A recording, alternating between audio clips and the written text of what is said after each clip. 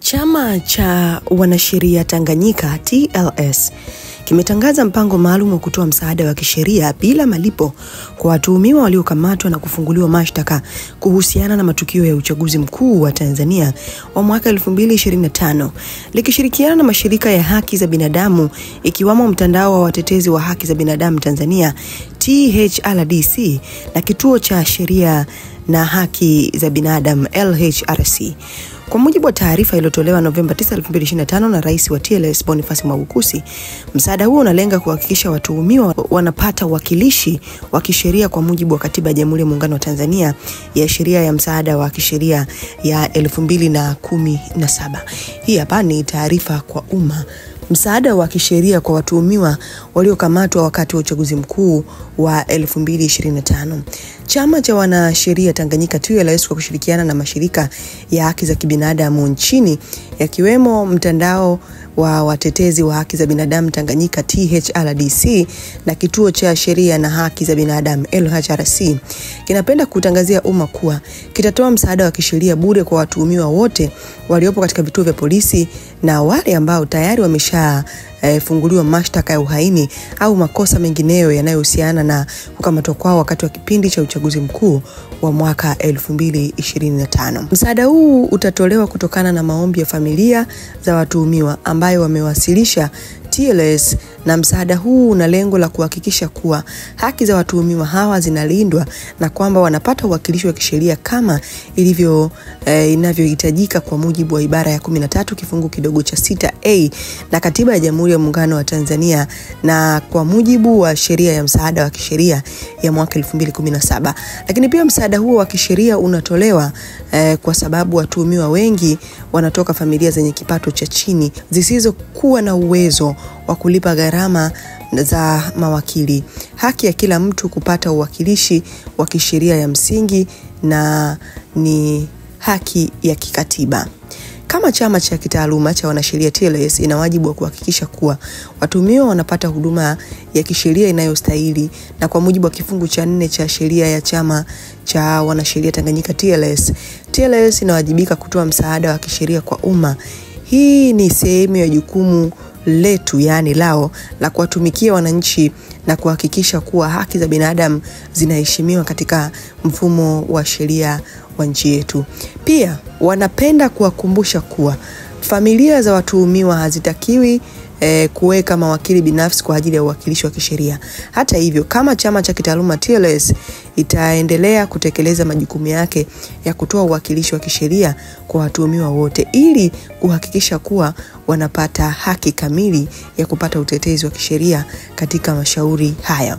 TLS washukuru mawakili wote ambao wamekubali na wako tayari kujitolea kutoa msaada wa kisheria nchi nzima.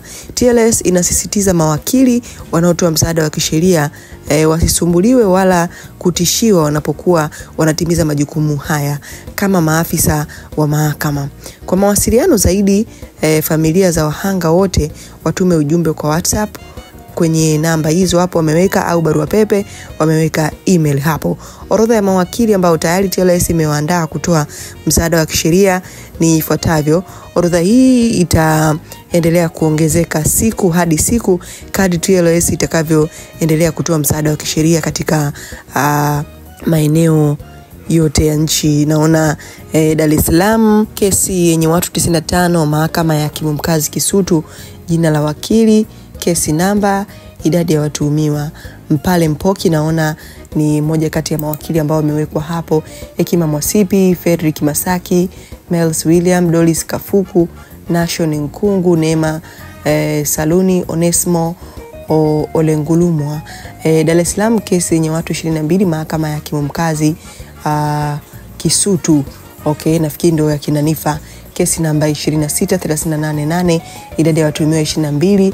Wakili wa kwanza ni Peter Kibatala, Gloria Uloni, Michael Lugina, Faraji Mangula, Michael Mwangasa, Kevin Ndosi.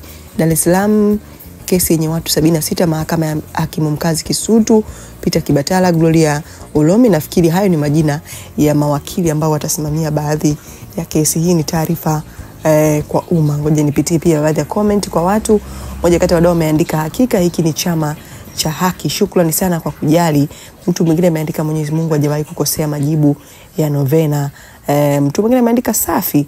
Mtu mwingine ameandika, Mungu awabariki, mtakumbukwa vizazi na vizazi, vitukuu wetu watasoma habari zenu na kujivunia. The good thing, teknolojia utunza kumbukumbu vyema, hato kuwepo wa kuadaa na uongo kwa vitabuni. Mtu ameandika, TLS ila na waombeni sana, msituaminishe tena kuhusu haki. Okay, sawa. Mtu mwingine ameandika, msisahau na wa mikoani jamani, Mbeya na kwingineko, mbarikiwe sana. Mungu awabariki sana wapendwa wetu. Ongeleni TLS, lakini kama kuna namna ya sisi wananchi kutoa mchango wetu kwa hiari, mtupatieni namba ili kila anayeguswa na hili ashiriki kwa namna moja. Zoezi hili lifanyike vizuri ila iwekwe namba ya simu na akaunti za benki, tuchangie. Mungu awabariki mno, naamini haki ya dada yangu itapatikana na mtoto wake atapata haki ya kuungana na mama yake tena. Musoma pia wapo kwa uhaini na Geita. Naona comment ni nyingi sana hapo, wengine wakiomba kama kuna chochote kitu kinahitajika kuchangiwa basi watu waweze kuchangia. Hii ni VOT Media. Nini maoni yako kufuatia chama cha wanasheria Tanganyika kutoa msaada bure kwa vijana wote ambao wamekamatwa na wengine ambao wamesomewa mashtaka kipindi cha uchaguzi wa mwaka huu 2025? Sisi tumechangamka.